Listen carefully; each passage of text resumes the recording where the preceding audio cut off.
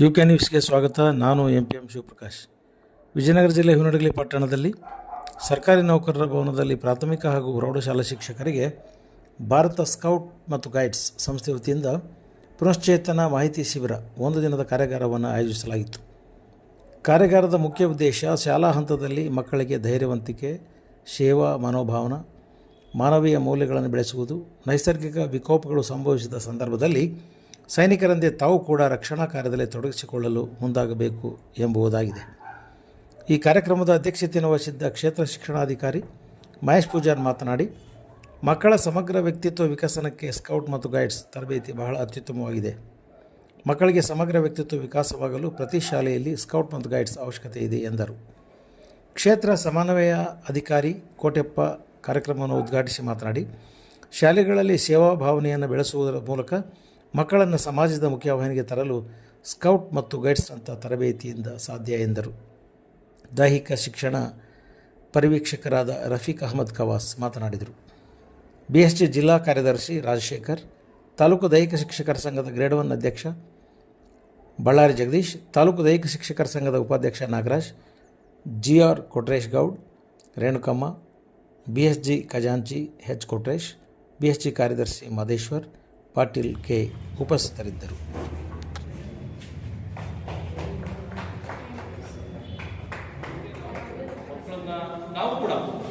ನಾವು ಕೂಡ ಹಿಂದೆ ಈಗ ನಾವೆಲ್ಲ 30-35 ವರ್ಷ ಹಿಂದೆ ಯಾವುದೇ ಮೊಬೈಲ್ ಇದ್ದಂಗೆ ನಾವು ಜೀವನ ಮಾಡಿದ್ದೀವಿ. ಈಗ ನಾವು ಒಂದು ದಿವಸ ಮೊಬೈಲ್ ಇದ್ದಂಗೆ ಜೀವನ ಮಾಡೋದು ಕಷ್ಟ ಆಗಿದೆ. ಸೊ ಅಂತ ಅದನ್ನ ನಾವು ಬಹಳ ಇಷ್ಟಪಟ್ಟು ನಾವು ಮೊಬೈಲ್ನ ಹಿಡ್ಕೊಂತೀವಿ. ಅಂದ್ರೆ ಬೇರೆ ವಿಷಯಗಳಿಗೆ ಸಂಬಂಧಪಟ್ಟಂತೆ ಆದರೆ ನಾವು ನೆಗ್ಲೆಕ್ಟ್ ಮಾಡ್ತಾ ಇದ್ದೀವಿ. ಅದಕ್ಕೆ ದಯಮಾಡಿ ನೀವು ಕೂಡ ಆ ಮೊಬೈಲ್ ಬಳಕೆಯನ್ನ ಎಷ್ಟು ಬೇಕೋ ಅಷ್ಟನ್ನ ಬಳಸ್ಕೊಳ್ಳೋ ಮೂಲಕ ಅಥವಾ ಶೈಕ್ಷಣಿಕವಾಗಿ ಮಕ್ಕಳಿಗೆ ಕಲಿಸಲಿಕ್ಕೆ ಅಗತ್ಯ ಏನಾದರೂ ಮಾಹಿತಿಯನ್ನು ಪಡೆಯೋದಕ್ಕೆ ಮೊಬೈಲ್ ಬಳಕೆ ಮಾಡಿದ್ರೆ ಓಕೆ. ಆದರೆ ಮೊಬೈಲ್ ಶಾಲೆಯ ಸಮಯದಲ್ಲಿ ಒಂದು ಮಕ್ಕಳಲ್ಲಿ ಒಂದು ಸಾಮಾಜಿಕ ಹೊಣೆಗಾರಿಕೆಯನ್ನ ಬೆಳೆಸ್ತಕ್ಕಂಥದ್ದು, ಹಾಗೇನೆ ಶಿಸ್ತು ಮತ್ತು ಸಮಯ ಪ್ರಜ್ಞೆ, ಹೀಗೆ ಒಂದು ಉತ್ತಮ ಮೌಲ್ಯಗಳನ್ನ, ನೈತಿಕ ಮೌಲ್ಯಗಳನ್ನ ಬೆಳೆಸಲಿಕ್ಕೆ ಈ ಘಟಕ ತುಂಬಾ ಉಪಯುಕ್ತವಾಗಿರ್ತಕ್ಕಂಥದ್ದು. ಇದು ರಾಷ್ಟ್ರ ಮತ್ತು ಅಂತಾರಾಷ್ಟ್ರೀಯ ಮಟ್ಟದಲ್ಲಿ ಇರತಕ್ಕಂಥ ಒಂದು ಉತ್ತಮವಾಗಿರ್ತಕ್ಕಂಥ ಒಂದು ಸ್ಕೌಟ್ ಅಂಡ್ ಗೈಡ್ಸ್ ಘಟಕ. ಆ ಘಟಕವನ್ನ ನಮ್ಮ ಶಾಲೆಗಳಲ್ಲೂ ಕೂಡ ನಾವು ಪ್ರಾರಂಭ ಮಾಡಿದ್ರೆ ಮಕ್ಕಳಲ್ಲೂ ಕೂಡ ಅಂತಹ ಒಂದು ನೈತಿಕ ಮೌಲ್ಯಗಳನ್ನು ಬೆಳೆಸಲಿಕ್ಕೆ ಮತ್ತು ಶಾಲಾ ಶಿಸ್ತನ್ನು ಬೆಳೆಸಲಿಕ್ಕೆ, ವೈಯಕ್ತಿಕ ಶಿಸ್ತು ಮತ್ತೆ ಶಾಲಾ ಶಿಸ್ತನ್ನು ಕೂಡ ಆ ಮಕ್ಕಳಿಂದ ಬೇರೆ ಮಕ್ಕಳು ಕೂಡ ಕಲಿತಾರೆ. ಅಂದ್ರೆ ಒಂದು ಘಟಕವನ್ನು ಪ್ರಾರಂಭಿಸಲಿಕ್ಕೆ ಎಷ್ಟು ಬೇಕು ಅಂತೇಳಿ ಮಾಹಿತಿಯನ್ನು ಕೂಡ ಕೊಡ್ತಾರೆ. ಇವತ್ತು ಸಂಪೂರ್ಣವಾಗಿ ಒಂದು ದಿನದ ತರಬೇತಿಯನ್ನ ಅಂದ್ರೆ ತರಬೇತಿಯನ್ನ ಪಡೆದುಕೊಂಡಿರ್ತಕ್ಕಂಥವ್ರು ಮತ್ತೆ ಪಡೆದೇ ಇರ್ತಕ್ಕಂಥವ್ರು ಅವ್ರಿಗೂ ಕೂಡ ಇವತ್ತು ತರಬೇತಿಯನ್ನ ಕೊಡ್ತಾರೆ. ಪ್ರಾರಂಭದಲ್ಲಿ ತಾವೆಲ್ಲರೂ ಕೂಡ ಉಪಸ್ಥಿತರಿದ್ರಿ, ಧ್ವಜಾರೋಹಣವನ್ನು ಕೂಡ ಮಾಡಿದ್ರು. ಅಂದ್ರೆ ಈ ಘಟಕವನ್ನು ಪ್ರಾರಂಭ ಮಾಡಿ ಆ ಘಟಕದ ಚಟುವಟಿಕೆಗಳನ್ನು ಪ್ರಾರಂಭ ಮಾಡಬೇಕು ಅಂತ ಹೇಳಿದಾಗ ಆ ಧ್ವಜಾರೋಹಣವನ್ನ ಹೇಗೆ ಮಾಡಬೇಕು ಅನ್ನೋ ಕುರಿತಂತೆ ಕೂಡ ಜಿಲ್ಲಾ ಕಾರ್ಯದರ್ಶಿಗಳು ತಮಗೆ ಮಾಹಿತಿಯನ್ನು ಕೊಟ್ಟರು.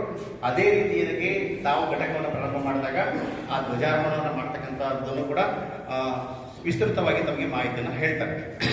ಘಟಕವನ್ನು ಪ್ರಾರಂಭ ಮಾಡಿ ಹೇಗೆ ಅಲ್ಲಿ ನಾವು ನಮ್ಮ ಶಾಲೆಗಳಲ್ಲಿ ಅದನ್ನು ವ್ಯವಸ್ಥಿತವಾಗಿ ಅನುಷ್ಠಾನ ಮಾಡಬೇಕು ಅನ್ನೋ ಕುರಿತಂತೆ ಕೂಡ ಇವತ್ತು ಸಂಪೂರ್ಣ ಮಾಹಿತಿಯನ್ನು ಕೊಡ್ತಾರೆ. ಎಲ್ಲ ಶಾಲೆಯಿಂದ ಆಗಮಿಸಿರ್ತಕ್ಕಂಥ ಎಲ್ಲ ಶಿಕ್ಷಕರು ಕೂಡ ಸಂಸ್ಥೆ ಇದು ತನ್ನದೇ ಆದಂಥ ದೇಶಗಳನ್ನು ಇಟ್ಕೊಂಡು ಪ್ರಾರಂಭ ಆಗಿರ್ತಕ್ಕಂಥದ್ದು. ಇದು 1907ರಲ್ಲಿ ಲಾರ್ಡ್ ಬೇಡನ್ ಪೋವೆಲ್ ಅವರು ಇದನ್ನು ಪ್ರಾರಂಭ ಮಾಡ್ತಾರೆ. ತಮ್ಮ ಶ್ರೀಮತಿಯ ಜೊತೆಗೆ ಅವರು ತಮ್ಮ ಒಂದು ಜೀವನದಲ್ಲಿ ಆದಂಥ ಸಮಸ್ಯೆಗಳನ್ನು ನೋಡಿ ಅದಕ್ಕಾಗಿ ಏನಾದರೂ ಒಂದು ಸಮಾಜಕ್ಕೆ ಸೇವೆ ಮಾಡಬೇಕು ಅಂತ ಹೇಳಿ ಇದನ್ನು ಪ್ರಾರಂಭ ಮಾಡಿದ್ದು 1907ರಲ್ಲಿ.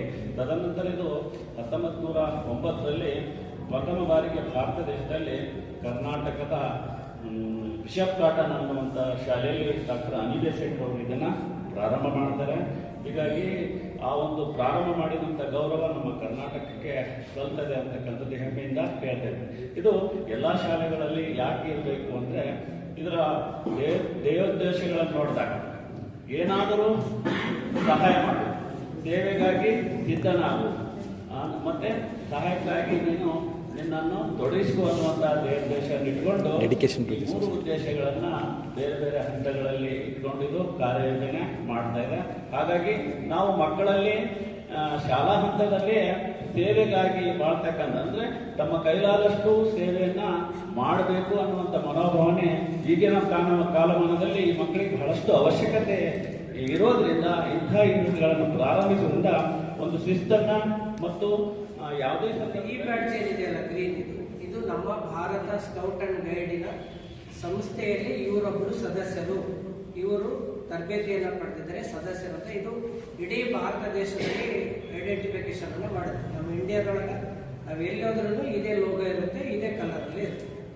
ಇನ್ನು ಈ ಬಲಭಾಗದಲ್ಲಿ ಏನಿದೆ, ಇದು ಏನಿದೆಯಲ್ಲ ಇದು brotherhood badge, world brotherhood badge. ಅಂದರೆ ಇಡೀ ಒಂದು ವರ್ಲ್ಡ್ ಏನಿದೆ ನಾವೆಲ್ಲರೂ ಒಂದು ಸೋದರ ಸೋದರಿ ಅನ್ನೋದನ್ನು ಮನೋಭಾವದ ಮೂಲಕ ಭಾರತ ದೇಶದಲ್ಲ ಇಡೀ ನೀವು ಯಾವುದೇ ಪ್ರಪಂಚದ ಮೂಲೆಗೆ ಹೋದರೂ ಈ ಬ್ಯಾಡ್ಜು ನಮ್ಮನ್ನು ಒಬ್ಬ ಸ್ಕೌಟರ್ ಆಗಿ ಗುರುತಿಸ್ತಾ ಹೋಗುತ್ತೆ. ಹಾಗಾಗಿ ಎಲ್ಲ ದೇಶಗಳಲ್ಲಿ ಕೂಡ ಈ ಸಂಸ್ಥೆ ಬೆಳೀತಾ 100 ವರ್ಷವನ್ನು ದಾಟಿರ್ತಕ್ಕಂಥ ಒಂದು ಸಂಸ್ಥೆಯಾಗಿದ್ದು ನಮ್ಮನ್ನು ಸಮಾಜಮುಖಿಯನ್ನಾಗಿ ಮಕ್ಕಳನ್ನು ಸೇವಾ ಮನೋಭಾವನೆಯಿಂದ ಬೆಳೆಸುವಂಥ ಮಕ್ಕಳಿಗೆ ಶೈಕ್ಷಣಿಕವಾಗಿ ಶಾಲೆಯಲ್ಲಿ ನಾವೆಷ್ಟು ಶಿಕ್ಷಣವನ್ನು ಕೊಡ್ತೀವೋ ಹಾಗೆ ಅವರಿಗೆ ನೈತಿಕವಾಗಿ ದೈಹಿಕವಾಗಿ ಮಾನಸಿಕವಾಗಿ ಮತ್ತು ಆಧ್ಯಾತ್ಮಿಕವಾಗಿ ಅವರನ್ನು ಸದೃಢವನ್ನಾಗೊಳಿಸಿ ಒಂದು ಭವ್ಯ ಭಾರತದ ಬುನಾದಿಯನ್ನಾಗಿ ರೂಪಿಸಲಿಕ್ಕೆ ನಮ್ಮ ಸಂಸ್ಥೆ ಅಂತಕ್ಕಂಥದ್ದು ಕೆಲಸ ಮಾಡುತ್ತೆ. ಇಂಥ ವರ್ಲ್ಡ್ ಇರ್ತಕ್ಕಂಥ ಒಂದು ಸಂಸ್ಥೆಯಲ್ಲಿ ನಾವೆಲ್ಲ ಸದಸ್ಯರಾಗಿದ್ದೀವಿ. ಶಿಕ್ಷಣಾಧಿಕಾರಿಗಳಿಗೆ ನಾನು ಜಿಲ್ಲಾ ಸಂಸ್ಥೆ ಪರವಾಗಿ ಹೃತ್ಪೂರ್ವಕ ಧನ್ಯವಾದ ತಿಳಿಸ್ತಾ ಇದ್ದೀನಿ. ಯಾಕಂತ ಹೇಳಿದ್ರೆ ಅಧಿಕಾರಿಗಳ ಸಹಾಯ ಸಹಕಾರ ಮಾರ್ಗದರ್ಶನ ಇಲ್ಲದೆ ನಾವು ಯಾವ ಕಾರ್ಯಕ್ರಮಗಳನ್ನು ಮಾಡಲಿಕ್ಕೆ ಸಾಧ್ಯ ಇಲ್ಲ. ಅದೆಲ್ಲರೂ ಕೂಡ ಗೊತ್ತಿರ್ತಕ್ಕಂಥ ವಿಚಾರ. ಹಾಗಾಗಿ ಭಾರತ್ ಸ್ಕೌಟ್ಸ್ ಮತ್ತು ಗೈಡ್ಸ್ನ ಸ್ಥಳೀಯ ಸಂಸ್ಥೆಯ ಅಧ್ಯಕ್ಷರು ಕೂಡ ಅವರೇ ಆಗಿರ್ತಾರೆ. ಶಿಕ್ಷಣಾಧಿಕಾರಿಗಳೇ ಎಲ್ಲ ತಾಲೂಕುಗಳಲ್ಲಿ ಸ್ಥಳೀಯ ಸಂಸ್ಥೆ ಅಧ್ಯಕ್ಷರಾಗಿರ್ತಾರೆ. ಮತ್ತೆ ಜಿಲ್ಲೆಯಲ್ಲಿ ಜಿಲ್ಲಾ ಸಂಸ್ಥೆಯ ಮುಖ್ಯಸ್ಥರು ನಮ್ಮ TDPS ಆಗಿರ್ತಾರೆ. ಯಾಕಂತ ಹೇಳಿ ನಮ್ಮೆಲ್ಲಾ ಕಾರ್ಯಕ್ರಮಗಳನ್ನ ಮಾಡ್ತಕ್ಕಂಥ ಶಿಕ್ಷಕರು ಕಾರ್ಯಕ್ರಮಗಳನ್ನ ಇಡ್ತಕ್ಕಂಥ ಶಾಲೆಗಳಲ್ಲಿ ಮಕ್ಕಳಿಗಾಗಿ. ಸೊ ಹಾಗಾಗಿ ತಾವೆಲ್ಲರೂ ಕೂಡ ಇದು ಜೂನ್ ಜುಲೈನಲ್ಲಿ ನಡೀಬೇಕಾಗಿತ್ತು. ಆದ್ರೆ ಇಲಾಖೆಯ ವಿವಿಧ ಕಾರ್ಯಕ್ರಮಗಳು ಒತ್ತಡಗಳ ಮಧ್ಯೆ ವರ್ಷದ ಕೊನೆಯ ಭಾಗದ ಪರೀಕ್ಷೆ ಸಿದ್ಧತೆ ಆಗ್ತಾ ಇದ್ದೀವಿ. ಹಾಗಾಗಿ ಇವತ್ತಿನ ದಿವಸ ಪಡೆದಂತ ಒಂದು ತರಬೇತಿಯನ್ನ ಮುಂದಿನ ದಿನಗಳಲ್ಲಿ ತಾವು ಎಲ್ಲರೂ ಕೂಡ ತಮ್ಮ ಶಾಲೆಯಲ್ಲಿ ಅಳವಡಿಸಿಕೊಡ್ತಾರೆ ಅಂತ ಹೇಳ್ತಾ, ಬಹಳ ಮುಖ್ಯವಾಗಿ ನೀವೇನು ಫೀಸ್ಗಳನ್ನು ಕಟ್ತಾ ಇದ್ರಿ ಅದ್ಯಾವುದು ಕೂಡ ಸ್ಥಳೀಯ ಸಂಸ್ಥೆ ಮತ್ತು ಜಿಲ್ಲಾ ಸಂಸ್ಥೆ ಬಳಸ್ಕೊಳ್ಳಲ್ಲ. ಅದು ತಮ್ಮ ಗಮನದಲ್ಲಿ ಪ್ರತಿ ಒಂದು ಶಾಲೆ ತಾವೇನು ಘಟಕಗಳನ್ನು ಸ್ಥಾಪನೆ ಮಾಡ್ತೀರಿ, ಮಕ್ಕಳಿಂದ 10 ರೂಪಾಯಿಗಳನ್ನು ಕಲೆಕ್ಟ್ ಮಾಡ್ತೀರಿ, ಅದು ಸ್ಥಳೀಯ ಸಂಸ್ಥೆ ಕಟ್ತೀರಿ. ಸ್ಥಳೀಯ ಸಂಸ್ಥೆಯಿಂದ ಜಿಲ್ಲಾ ಸಂಸ್ಥೆಗೆ, ಜಿಲ್ಲಾ ಸಂಸ್ಥೆಯಿಂದ ರಾಜ್ಯ ಸಂಸ್ಥೆಗೆ, ರಾಜ್ಯ ಸಂಸ್ಥೆಯಿಂದ ರಾಷ್ಟ್ರ ಸಂಸ್ಥೆವರೆಗೂ ಎಲ್ಲ ಹಣ ಸಂದಾಯ ಆಗುತ್ತೆ. ನಮ್ಮ ಕಾರ್ಯಕ್ರಮಗಳು ಅತಿ ಹೆಚ್ಚಾಗಿ ನಡೀತಕ್ಕಂಥದ್ದು ದಾನಿಗಳ ಸಹಾಯ ಮತ್ತು ಸಹಕಾರದಿಂದ. ಅನುದಾನಗಳು ಬಹಳ ಕಡಿಮೆ ಸರ್ಕಾರದಿಂದ ಬರ್ತಕ್ಕಂಥದ್ದು. ಸೊ ಹಾಗಾಗಿ ಅದು ಒಂದು ಮಾಹಿತಿ ತಮ್ಮಲ್ಲಿರಲಿ. ಮತ್ತೆ ನೀವು ಕಟ್ಟಿರ್ತಕ್ಕಂಥ ಫೀಸ್ಗೆ ನೀವೇನು 342 ರೂಪಾಯಿ ಕಟ್ತೀರಿ, ಅದಕ್ಕೆ ರಿಸಿಪ್ಟ್ ಅನ್ನು ಸ್ಥಳೀಯ ಸಂಸ್ಥೆ ಕೊಡ್ತಾರೆ. ಮತ್ತೆ ಸ್ಟ್ಯಾಂಪ್ ಅಮೌಂಟ್ ಏನು ಕಟ್ಟಿರ್ತಾರೆ ಅದಕ್ಕೆ ಸ್ಟ್ಯಾಂಪ್ ಅನ್ನೇ ಕೊಡ್ತಾರೆ. ಆ ಸ್ಟ್ಯಾಂಪ್ ಅನ್ನು ನಿಮ್ಮ ಮಕ್ಕಳಿಗೆ ಕೊಟ್ಟು ಮಕ್ಕಳ ಕಡೆಯಿಂದ ಅಮೌಂಟ್ ಅನ್ನ ಕಲೆಕ್ಟ್ ಮಾಡ್ತಕ್ಕಂಥದ್ದು. ಹಾಗಾಗಿ ತಮ್ಮ ಗಮನದಲ್ಲಿದೆ. ಬಹಳ ಮುಖ್ಯವಾಗಿ ನಾವು ಮಕ್ಕಳಲ್ಲಿ ಶಿಸ್ತು ಮತ್ತು ಸಂಯಮ, ರಾಷ್ಟ್ರ ಪ್ರೇಮವನ್ನು ಬೆಳೆಸ್ತಕ್ಕಂಥದ್ದು ಮತ್ತು ಸೇವಾ ಮನೋಭಾವನೆಯನ್ನು ಬೆಳೆಸ್ತಕ್ಕಂಥದ್ದೇ ನಮ್ಮ ಸ್ಕೌಟ್ಸ್ ಗೈಡ್ಸ್ನ ಒಂದು ಧ್ಯೇಯ ದೇಶ. ಹಾಗಾಗಿ ತಾವೆಲ್ಲರೂ ಕೂಡ ಇವತ್ತು ಪಡೆದಂತ ತರಬೇತಿಯನ್ನ ಶಾಲೆಗಳಲ್ಲಿ ತಮ್ಮ ಮಕ್ಕಳಿಗೆ ಉಪಯೋಗ ಮಾಡಿ ಅಂತ ಹೇಳ್ತಾ ಈ ಒಂದು ಸಂದರ್ಭಕ್ಕೆ ಮಾತನಾಡಲಿಕ್ಕೆ ಅವಕಾಶ